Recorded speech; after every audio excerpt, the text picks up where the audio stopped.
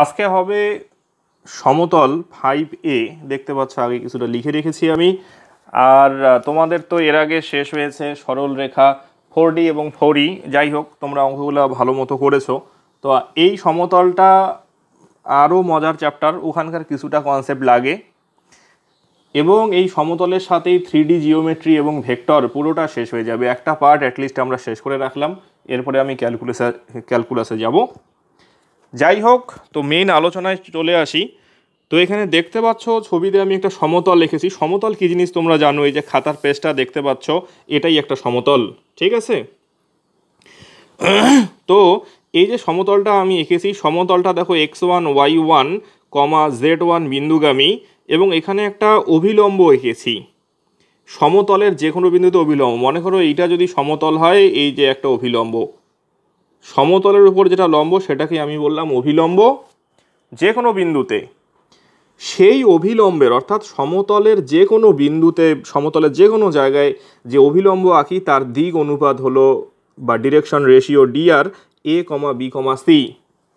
সেক্ষেত্রে এই x1 y1 z1 বিন্দুগামী সমতলের সমীকরণ হয় a into x minus x1 b into y minus y1 c into z minus z1 equal to 0। এখানে এবিসির পরিচয় মনে রাখবে, সমতলের যে কোনো বিন্দুতে অঙ্কিত অভিলম্বের দিক অনুপাত। ওকে, এবারে সমতল বিভিন্নভাবে থাকলে বিভিন্ন রকম হয়, এটা সাধারণত সাধারণ আকারের মতোই। এবারে এই সমতলটা দেখো, দেখতে পাচ্ছ সিঙ্গারার মতো শেপ, তিনটে অক্ষ আছে OX, OY এবং OZ।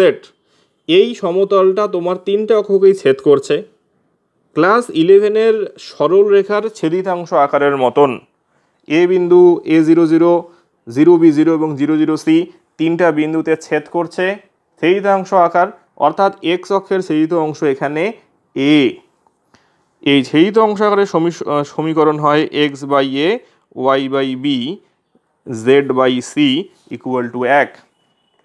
ABC হলো ছেদিত অংশ যথাক্রমে তিনটি অক্ষ বরাবর। বোঝা গেল?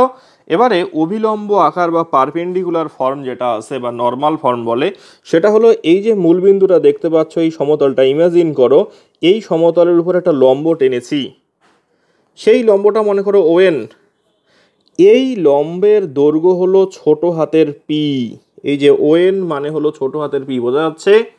ON হলো লম্ব, সমতলের উপর মূলবিন্দু থেকে লম্ব টেনেছি, তাহলে সেক্ষেত্রে অভিলম্ব আকারে সমীকরণ হবে LX plus MY plus NZ equal to P, অর্থাৎ লম্ব দূরত্বটা। LMN-এর পরিচয় তোমরা জানো, ON রেখাংশের দিক কোসাইন। সাধারণ আকারটা হলো AX BY CZ plus D equal to 0। এখানে XYZ এর সহগ হলো সমতলের অভিলম্বের দিক অনুপাত, বারবার বলছি। এবারে চলে আসো কার্তেশীয় গুণ, দ্যাট মিন্স ডট প্রোডাক্ট বা নন প্যারামেট্রিক আকারে সমতলের সমীকরণ কি হয়। সেই জন্য আমি সমতলটা আবার নতুন করে আমি একটা আঁকবো। এই একটা সমতল আমি আঁকলাম, দেখতে পাচ্ছ। এবার এটাকে ভেক্টর আকারে প্রকাশ করব। ভেক্টর, মনে করো এটা A ভেক্টর বিন্দুগামী, বিন্দুটাকে আমি A ভেক্টর বললাম। আর কি বললাম, যে B এবং C ভেক্টরের সমান্তরাল কে, এই সমতলটা ইমাজিন করো। সেক্ষেত্রে এই সমতলের সমীকরণ হয় R ভেক্টর। প্রথমে কোন বিন্দুগামী সেটা লিখবে, তারপরে ল্যামডা বি, অর্থাৎ কার সমান্তরাল সেইটা লিখতে হবে, মিউ সি। ল্যামডার মিউ হলো যে কোনো স্কেলার বা যে কোনো ধ্রুবক রাশি, ল্যামডা এবং মিউ। তাহলে এটাও একটা সমতল যেটা এ বিন্দু দিয়ে গেছে এবং বি এবং সি ভেক্টরের সমান্তরাল। তাহলে এটার যদি কার্তেশীয় গুণ আকারে সমীকরণ লেখো, তাহলে হবে R dot N equal to A সুন্দর করে ডট এন। ক্যামেরাটা ধরতে হবে। আরেকবার বলছি, বি এবং সি ভেক্টরের সমান্তরাল, এখানে R dot N equal to A dot N, এটা হচ্ছে তোমার নন প্যারামেট্রিক আকার বা কার্তেশীয়, যেহেতু ডট আছে বাদিকে, ডটটা থাকবে, সেই জন্য এটা হলো তোমার ইউনো যে কার্তেশীয় গুণ আকারে বা নন প্যারামেট্রিক আকারে। হ্যাঁ, আর এ বিন্দুগামী বি এবং সি ভেক্টরের সমান্তরাল হলে, আর এন এর পরিচয়টা এখানে লিখবে, এন ভেক্টর মানে হলো বি আর সি ভেক্টরের উপর, বি আর সি ভেক্টরের উপর লম্ব ভেক্টর। বোঝা গেল কথাটা? এন মানে এই যে এনটা এখানে লিখেছি r dot n, a dot n, r তো চলরাশি তোমরা জানো, এন এর পরিচয় হলো বি আর সি ভেক্টরের উপর লম্ব, that means b cross c. আর এটাকে অনেক সময় লেখা হয় আর ডট এন, আর এটা যেহেতু ডট প্রোডাক্ট, গুণ করলে নর্মাল একটা রাশি আসবে, এটা ডি লেখা হয়। তো যখনই তোমাদের কার্তেশীয় গুণ আকারে বলবে তখনই R dot N equal to D এই আকারে আনবে। আর তারপরে যদি শুধু কার্তেশীয়তে বলে, হ্যাঁ এটা কার্তেশীয় গুণ না বলে মেনলি তোমরা ডট প্রোডাক্ট তো স্কেলার গুণ বলো, কার্তেশীয় আকার হয়, কার্তেশীয় গুণ তো আলাদা জিনিস, স্কেলার গুণ আকারে বলবে, স্কেলার গুণ বা ডট প্রোডাক্ট আকারে সমতলের সমীকরণ হয় এটা। ঠিক আছে, মনে থাকবে। চলো এবার একটা অঙ্কে যাই। দেখো আমি 3 নম্বরটা দেখাচ্ছি। এখানে অতির 3-এর অঙ্ক, 4-এর অঙ্ক এবং 5-এর অঙ্কগুলো সিমিলার লিখেছি, অর্থাৎ এগুলো একই রকম হবে। ঠিক আছে, তো এখানে বরাবরের মতো প্রথমটা তো এ বিন্দুগামী, তারপরেরটা তোমার বি ধরে নিলাম বি ভেক্টর, এবং তারপরেরটা সি ভেক্টর। এখানে 1 নাম্বার লাও, এখানে সুন্দর করে ধরি লেখো। এবারে এখানে কোশ্চেনটা বলছে স্কেলার গুণ আকারে R dot N equal to D, বই দেখো তোমরা, তাই বলেছে, বলছে সমীকরণ নির্ণয় করো, ভেক্টর সমীকরণ নির্ণয় করো। তো এখানে একটা জিনিস লক্ষ্য করো, তো প্রথমে কি এন বের করে নিব। এন মানে তো তোমরা জানো, ডায়লগ বই দেখে লিখবে বি ক্রস সি। এবারে বি ক্রস সি বের করো, আই জে কে, বি এর সহগ কি আছে এই তিনটা, 1 1 1, আর সি এর কোনটা এটা 4 - 2 3। তাহলে এটা গুণ করলে কত হচ্ছে, আই লিখবে 3 অক্ষে 3, 3 আর 2 5, মাইনাস জে 3 অক্ষে 3 -4 প্লাস কে, এটা হবে -2 -4, 5 আই প্লাস জে -6 কে। ঠিক আছে, তাহলে এখানে বাকি অংশ করছি, পরের পেজে যাই না। এখানে হলো তোমার ডট গুণ বা স্কেলার গুণ আকারে ভেক্টর সমীকরণ, পুরো লাইন লিখবে। সূত্রটা একবার লিখে নাও, r dot N equal to A dot n. R dot তো রাখবেই, এটা তো রাখতেই লাগবে ডট, কেননা বলেইছে ডট প্রোডাক্ট আকারে। তাহলে এটা হবে তোমার 5i প্লাস জে -6k, আর এ মানে কত, এই যে এ এখানে আছে, তাহলে আই মাইনাস জে সুন্দর করে ডট, এন মানে দেখে দেখে বসাও, 5i প্লাস জে, তোমরাও খাতায় তোলো সুবিধা হবে। তার মানে এটা কত হবে একটু সাজিয়ে লেখো, R dot 5i plus J 6k, এটা হবে তোমার 5 অক্ষে 5 -1, তার মানে এটা হবে 4। এখানে ডটটা খুব ভালো মতো দাও। তা যে এই যে অঙ্কটা করলাম, এটা তখনই করবে যখন স্কেলার গুণ আকারে ভেক্টর সমীকরণ বলবে, অথবা তোমাদের নন প্যারামেট্রিক আকার, কেননা এখানে তো প্যারামিটার ল্যামডা মিউ থাকছে না, সেই জন্য নন প্যারামেট্রিক আকারও বলে। অর্থাৎ নন প্যারামেট্রিক আকার এবং স্কেলার গুণ আকারে ভেক্টর সমীকরণ একই জিনিস। বোঝা গেল কথা? এবারে এই অঙ্কটাই দিল, এক্সট্রা পার্ট আমি দেখাচ্ছি, বলছে কার্তেশীয় আকারে কনভার্ট করো। এবার এটাকেই যদি কার্তেশীয়তে বলে, তাহলে এখানে আর এর মান বসিয়ে দেবে।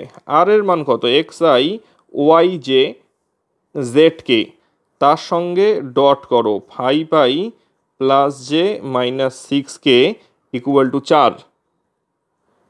তার মানে এটা হবে 5x plus Y minus 6z equal to 4। এখান থেকে একবারও এটা লিখতে পারো যে মানে এই অঙ্কটাই দিল, বললো কার্তেশীয় আকারে লেখো। কার্তেশীয় আকার মানে কি অনেকবার বলেছি, যেখানে এক্স ওয়াই জেড থাকে, তাহলে 5x plus Y minus 6z equal to 4। যেটা চাবে সেটা বলবে, তোমরা এখান থেকে এখানে আসতে পারো অথবা এখান থেকে এখানে আসতে পারো, কোনো অসুবিধা নেই।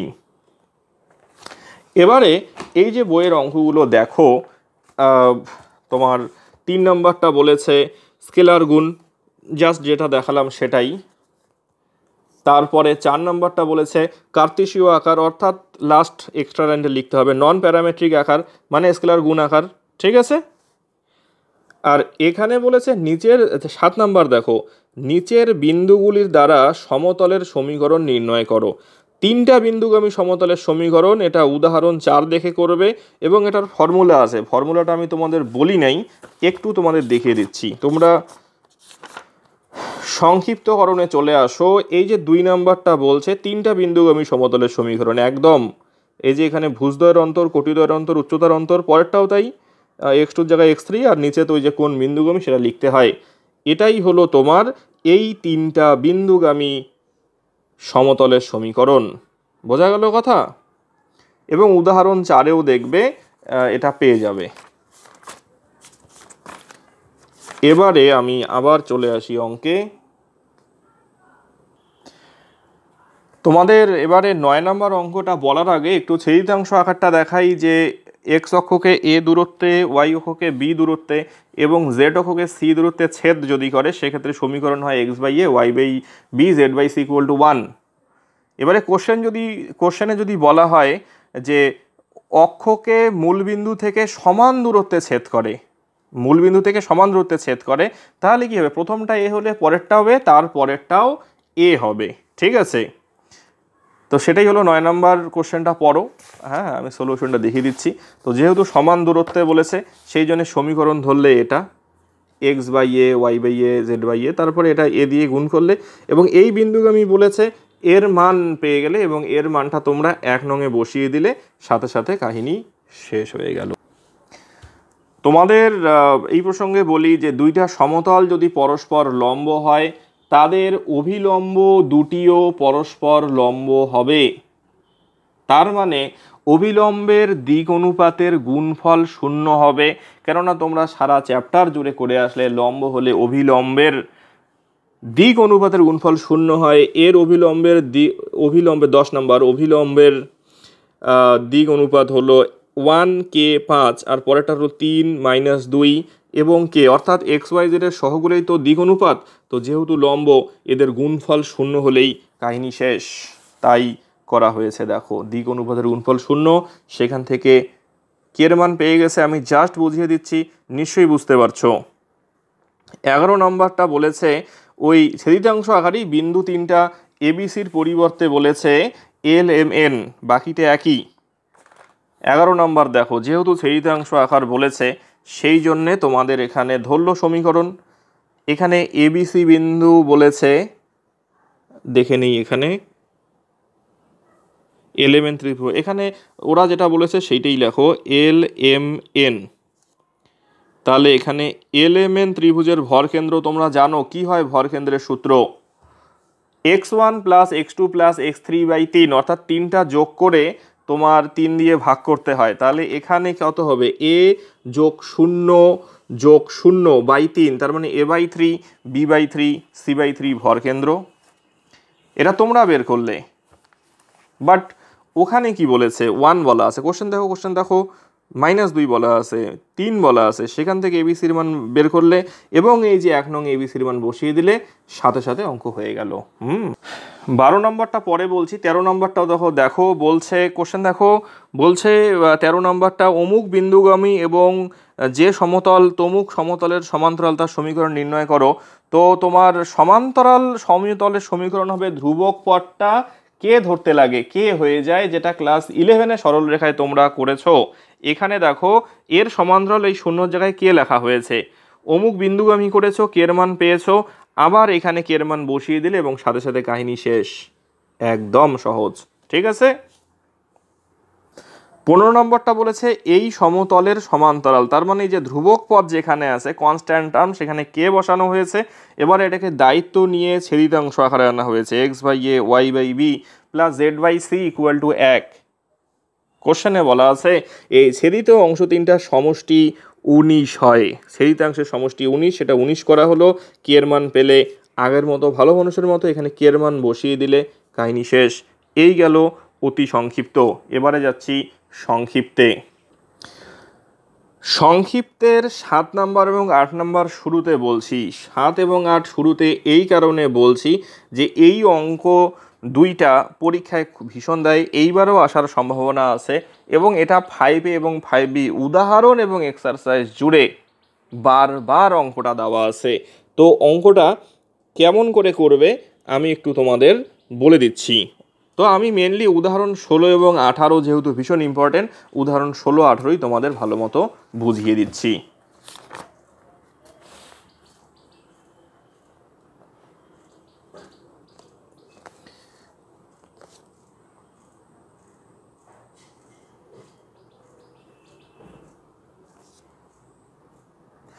ষোলো নম্বরটা দেখো কি বলেছে যে অমুক বিন্দুগামী এবং দুইটা সমতলের উপর লম্বের সমীকরণ, সমতলের উপর লম্ব হলে তার সমীকরণ কি হবে।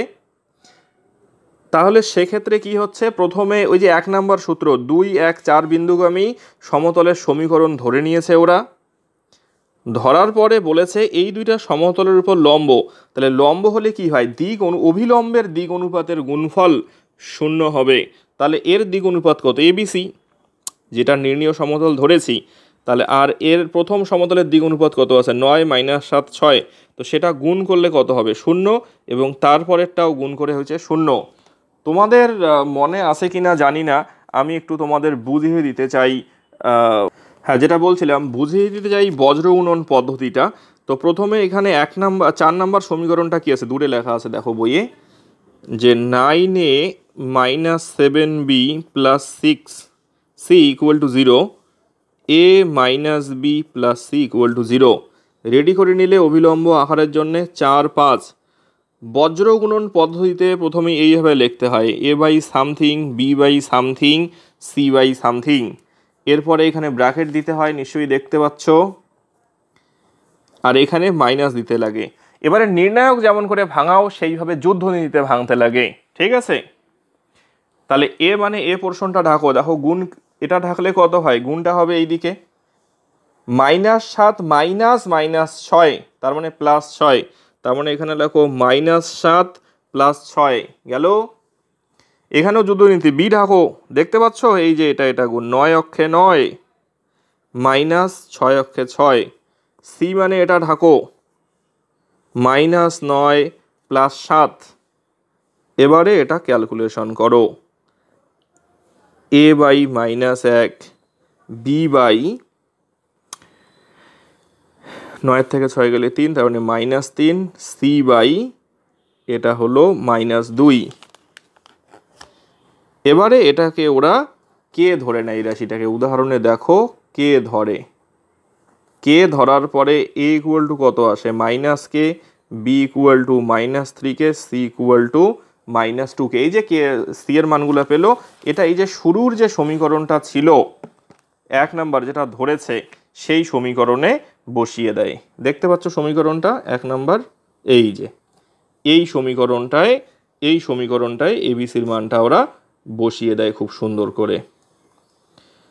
বোঝা গেল কথা? তো এইভাবে অঙ্কটা করতে হয়।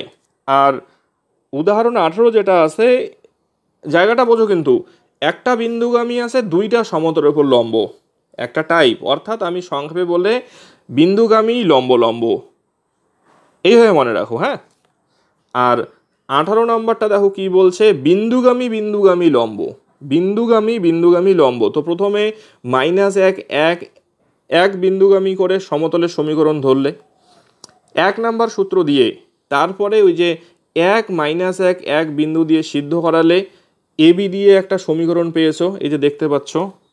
এখানে কিন্তু সি নেই, তো +0 × c লিখে নিয়েছে, 2 দিয়ে ভাগ করেছে, তারপরে 0 × c অর্থাৎ এই বিন্দুগামী করে এবিসির একটা সমীকরণ পেল, আর পরে যেটা আছে, পরের যে সমতলটা আছে এর উপর লম্ব, সেখান থেকে এই যে a plus 2b plus 2c, লম্ব হলে কি দিক অনুপাতের গুণফল 0 হয়, সেখান থেকে আগের মতো করে এবিসি বের করে আবারও 1 নঙে বসিয়ে দিল। তো বারবার বলছি, উদাহরণ 16 এবং 18 বই জুড়ে আছে বিন্দুগামী লম্ব লম্ব, এবং পরেরটা হলো বিন্দুগামী বিন্দুগামী লম্ব। ঠিক আছে, এবারে চলে আসি এক্সারসাইজে। এবারে তোমরা এই যে যেটা বলছিলাম 12 নম্বর অঙ্কটা, বিন্দুগামী লম্ব লম্ব ওই সূত্র দিয়ে হবে। হ্যাঁ, 14 নম্বরটা হবে YZ এর সমতলের সমান্তরাল হয় x = a, সেখান থেকে পেয়ে যাবে। আর এখানে 7, 8 তো হয়ে গেল, তো এই অঙ্কগুলো ইম্পর্টেন্ট, বাকিগুলো বুদ্ধি করে করো। 2 নাম্বার এবং 10 নাম্বার আপাতত লাগবে না, তোমরা 9 নাম্বার পর্যন্ত করবে। বুঝতে পারলে কথা? আর অতি সংক্ষিপ্তের তো সবগুলোই মোটামুটি বলে দিলাম আমি, উদাহরণগুলো খুঁটিয়ে করবে। অতি সংক্ষিপ্তের 1 নাম্বারটা বলছে ছেদিতাংশ আকারে প্রকাশ করো, তো ছেদিতাংশ আকারে প্রকাশ করতে পারবে, 12কে ডান দিকে নিয়ে গিয়ে 12 দিয়ে ভাগ করলেই হবে। হ্যাঁ, আর সমতলের অভিলম্ব ভেক্টর, তা অভিলম্বের দিক অনুপাত কত এখানে বলো তো? দেখো 2 নাম্বারটা, অভিলম্বের দিক অনুপাত 2 - 1 2, তাই এটাকে ভেক্টর আকারে প্রকাশ করো, 2i - j + 2k, অর্থাৎ অভিলম্বের দিক অনুপাতকে ভেক্টরে প্রকাশ করলে সেটাই হলো তোমার অভিলম্ব ভেক্টর, এবং তার একক ভেক্টর বের করবে। একক ভেক্টর বের করা তোমরা জানো, একটু তাড়াতাড়ি বলছি, মডিউলাস দিয়ে ভাগ করতে হয়। তাহলে এই হলো 1 এবং 2। আর 1 নাম্বার সংক্ষিপ্তের 1 নম্বর অঙ্কটা বোঝার অঙ্ক, এটা ছবি এঁকে করবে তোমরা। সংক্ষিপ্তের 1 নম্বর কোশ্চেনটা পড়ো, আমি বুঝিয়ে দিচ্ছি। এখানে বলেছে পি বিন্দু থেকে এই যে সমতলটা আছে 2x - y + z = +1 = 0, অঙ্কিত অভিলম্বের পাদবিন্দুর স্থানাঙ্ক নির্ণয় করো, অর্থাৎ এখানে n নির্ণয় করতে হবে। তো এখানে সমতলটার অভিলম্বের দিক অনুপাত কত? 2 - 1, অর্থাৎ pn তো লম্ব এঁকেছি, আর তার মানে এটাই অভিলম্ব, তাহলে pn এর দিক অনুপাত কত হবে? pn সরল রেখাটার দিক অনুপাত হবে 2 - 1 1 সংজ্ঞার থেকে। তাহলে pn এর সমীকরণ কি হবে? সরল রেখায় ফিরে যাও, x - 3 দিক অনুপাত, অর্থাৎ x - 3/2, তারপরে হবে y - 2 - 1, z - 1/1, এটা হবে pn এর, pn সরল রেখার তোমরা জানো কি, pn সরল রেখার সমীকরণ, তাই লেখা হয়েছে। দেখো, দেখতে পাচ্ছ যেটা বললাম, এটাকে মনে মনে টি বা ল্যামডা ধরতে লাগে, এখানে ডাইরেক্ট লিখেছে, মনে মনে লেখাটা ভালো। সেখান থেকে xyz বের করতে হয় তোমরা জানো, এবং সেটাই হয় তোমার n বিন্দু, কারণ n তো যে কোনো বিন্দু। n বিন্দু পেয়ে গেলে আমাদের কি বের করতে হবে? ভুললে চলবে না, nই কিন্তু বের করতে হবে। এবারে pn এর দিক অনুপাত বের করবে। আচ্ছা, দিক অনুপাত এই ক্ষেত্রে না বের করলেও হবে। মোট কথা তোমরা এটা এত n বিন্দু পেলে, তো একটু দেখো তো মনোযোগ দিয়ে, n বিন্দুটা কোথায়? সমতলের উপর না? সমতলের উপর না? তো n বিন্দু যেটা পেয়েছো এটা সিদ্ধ করিয়ে দাও, অর্থাৎ x এর জায়গায় বসাও সমতলের সমীকরণকে সিদ্ধ করে এই বিন্দু 2 λ + 3, তারপরে -y জায়গায় বসিয়ে সিদ্ধ করাইছে। মোট কথা সিদ্ধ করানোর পরে ল্যামডার মান পেলো, n এর জায়গায় বসাইলো, এবং সাথে সাথে n বিন্দু পেয়ে গেল। আর দূরত্ব তো দূরত্ব ফর্মুলা দিয়েই হবে। শেষের দিকে স্ক্রিনটা একটু গন্ডগোল করলো, হরাইজন্টাল বা পারপেন্ডিকুলার মোবাইলের স্ক্রিন, ওটা তোমরা একটু অ্যাডজাস্ট করে নিও। আর 3 নাম্বার সম্পর্কিত উদাহরণ 15 লিখেছি, ওটা দেখে নিও। 4 নাম্বার বুদ্ধি করে করো। 5, 6 এগুলা পাতি অঙ্ক তোমরা পারবে, তোমরা 9 পর্যন্ত করো, ঠিক আছে? আর এই যে 10, 11 লাগবে না, 12 থেকে যে শেষ অবধি আছে, পরের 15 অবধি আই থিঙ্ক আছে, তার সলিউশন আমি পাঠিয়ে দিব, তোমরা আপাতত তুলে নাও, বুঝতে অসুবিধা হলে ফোন করো। তো আজকে এ পর্যন্তই, ওকে।